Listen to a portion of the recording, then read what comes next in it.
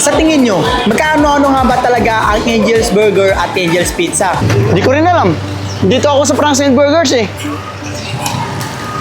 Sa totoo lang, hindi naman natin kailangang alamin kung magkano-ano nga ba ang Angel's Burger at Angel's Pizza.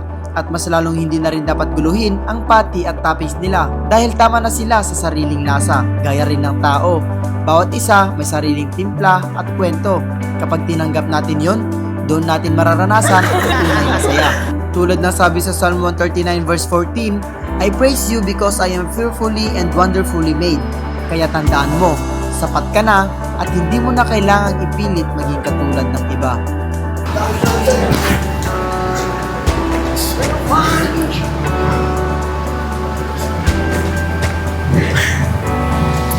Subscribe.